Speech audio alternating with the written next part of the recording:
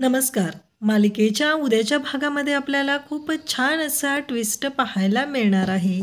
इकडे दुर्गा, सरस्वती आणि लक्ष्मी तिघी पण तयार करण्यासाठी म्हणजे लीलाला तयार करण्यासाठी तिच्या रूममध्ये आलेल्या आहेत.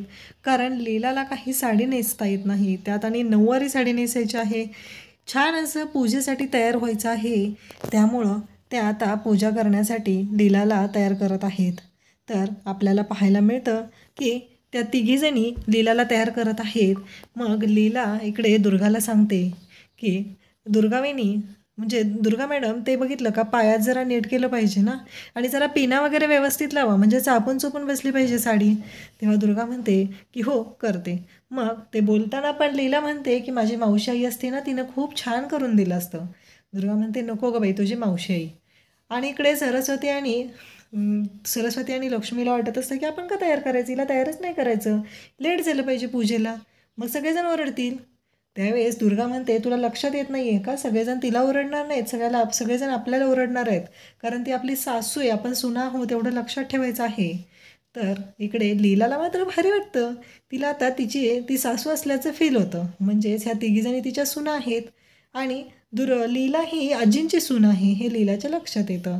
आता हे जे तयार होऊन पूजेसाठी आलेले आहेत, गुरुजी आलेले आहेत, सगळेजण तयार झालेले आहेत आणि त्यानंतर आपल्याला पाहायला मिळतं आता दुर्गा, सरस्वती आणि लक्ष्मी लीलाला छान तयार करतात आणि लीलाला घेऊन त्या पूजेसाठी बाहेर येऊ लागतात. आणि सगळेजण पाहत राहतात. लीला खूप सुंदर दिसत असते, नऊवारी साडी नेसलेली असते आणि तो जो साडी ती जी रीच असते ते तिच्या चेहऱ्यावरती दिसत असतं, सुंदर अशी दिसत असते. मग आजी येतात आणि लीलाच्या गालावरून डोक्यावरून हात फिरवतात आणि बिचारीची नजर काढतात. लीलालाही छान वाटतं, कारण या घरामध्ये आजी एकट्याच आहेत ज्या लीलाची काळजी घेत असतात, लीलाशी प्रेमाने वागत असतात, तिच्याशी छान बोलत असतात आणि लीलालाही छान वाटत असतं. आजी मग म्हणतात की चला पूजेसाठी. आता हे जे पूजेसाठी येऊन बसलेले आहेत त्यानंतर लीलालाही पूजेसाठी बोलवलं जातं. लीलाही पूजेसाठी बसते. सगळेजण पाहत आहेत, सर्वजण पूजा चालू आहे, कारण काही झालं तरी ही सत्यनारायणाची पूजा झाली पाहिजे असं आजींचं म्हणणं आहे. लग्नानंतर ही पूजा होणं प्रत्येक जोडप्यासाठी खूप महत्त्वाचं असतं, त्यामुळं ही पूजा ही झालीच पाहिजे. त्यानंतर आपल्याला पाहायला मिळतं की आता गुरुजी सांगतात की नवरा नवरीची गाठ बांधा. मग लीला आणि येजे यांची गाठ बांधण्यासाठी लक्ष्मी पुढे येते आणि लक्ष्मी नवरा नवरीची गाठ बांधते. त्यानंतर आता गुरुजी इकडे लीलाला प्रश्न विचारतात, तुमचं कुळ आणि गोत्र कोणतं आहे. खरं तर लीलाला एजंटनी शिक्षा दिलेली असते की अजिबात दिवसभर बोलायचं नाही. त्याचबरोबर इकडे लीलाने उपवासही केलेला असतो आणि लीला काहीच बोलत नाही. गुरुजी वारंवार विचारत आहेत, पण लीला एजंटना म्हणते, त्यांना खुणवूनच सांगते की तुम्हीच सांगितलं ना बोलायचं नाही म्हणून. गुरुजी म्हणतात अहो सांगा काय आहे, कुळ गोत्र कसं आहे, तुमच्या दोघांची पत्रिका हे सगळं बघायचं आहे ना. तेव्हा एजे म्हणतात की मी शिक्षा दिली म्हणून काय झालं, काही प्रश्न विचारले त्याची उत्तरं देणं गरजेचं आहे, सांग ना तुझं कुळ आणि गोत्र काय आहे ते. आणि मग आता एजंटनी शिक्षा दिलेली आहे आणि एजंटनाच ती शिक्षा देणं महागात पडलेलं आहे. 4 माणसांमध्ये एजे बोलतात की आता शिक्षा संपली आणि लीलाला बोलायला परमिशन दिली जाते. मग लीला मग तिचं कुळ आणि गोत्र कोणचं आहे ते सांगते. मग गुरुजी त्या दोघांची पत्रिका उत्तम आहे असं सांगतात. त्यानंतर आपल्याला पाहायला मिळतं की लीलाने सकाळपासून काही खाल्लेलं नसतं, पाणीही पिलेलं नसतं. तिला लक्ष्मीने सांगितलेलं असतं की निर्जळी उपवास करायचा आहे. जर तुला वाटतं ना एजंटनी या घराने तुला ॲक्सेप्ट करावं तर तुलाही काहीतरी कष्ट घेतले पाहिजेत. आता गुरुजी सांगतात की आता पूजा संपन्न झालेली आहे. आता नवरा नवरीने देवदर्शन केलं पाहिजे आणि मग त्यांना जायला सांगतात. मग लीला ते ताट उचलते आणि निघालेली असते. पण एजे काही उठतच नाही आहे, दोघांची गाठ बांधलेली असते आणि एजे तसेच बसून राहिलेले असतात. तर गुरुजी म्हणतात की आता ही गाठ 7 जन्मासाठी बांधलेली आहे. एकमेकांना आधार देत, एकमेकांशी प्रेमाने वागत मगच पुढं जायचं आहे.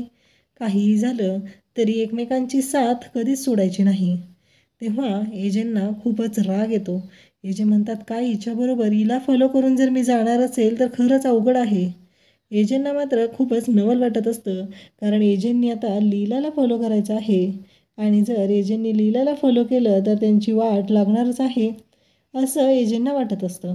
त्यामुळं एजे काही लीलाला फॉलो करायला तयार नसतात। एजे म्हणतात की मी हिला फॉलो कधीच करणार नाही, काहीही झालं तरी मी हिला फॉलो करू शकत नाही असं एजे बोलतात। तेव्हा मात्र इकडे आपल्याला पाहायला मिळतं की लीला पुढं निघालेली असते आणि एजे मात्र तिच्या पाठीमागे जात असतात। खरं तर पूजा करण्यासाठी हे सगळं चालू असतं आणि इकडे आपल्याला पाहायला मिळतं की एजे जात आहेत, लीला त्यांच्यासोबत आहे आणि अखेर लीला आणि एजे एकत्र आलेले आहेत। त्यांनी पूजा केलेली आहे, जोडीने देवाला नमस्कार केलेला आहे आणि हे सगळं आजींच्या मनाप्रमाणे होत आहे। लीला आणि एजेंचा आता सुखी संसार सुरू होणार आहे। तर लीला आणि एजे यांनी आता एकत्र राहायचं आहे असा आजींचा हुकूमही आहे। त्यामुळं त्यांनी दोघांनी एकत्र राहण्यासाठी आजी काय काय शक्कल लढवणार आहेत आणि लीलाने जो दिवसभर उपवास केलेला आहे त्यामुळं लीलाला थोडंसं गरगरल्यासारखं होत आहे, तिला त्रास होत आहे। तेव्हा एजे तिची लीला आपण खूपच खुश आहे। फायनली लीला आणि एजेंचा संसार सुरू होणार आहे। लीला म्हणते की आता लग्न केलंय तर हे सगळं ॲक्सेप्ट करावंच लागणार आहे ना, म्हणून लीला तो संसार करण्यासाठी तयार झालेली आहे। पण एजे जे कडक शिस्तीचे आहेत त्यामुळं लीलाला कोणकोणत्या गोष्टींचा सामना करावा लागणार आहे हे आपल्याला पाहायला मिळेल। अशाच अपडेटसाठी चॅनलला सबस्क्राईब करा। थँक्यू।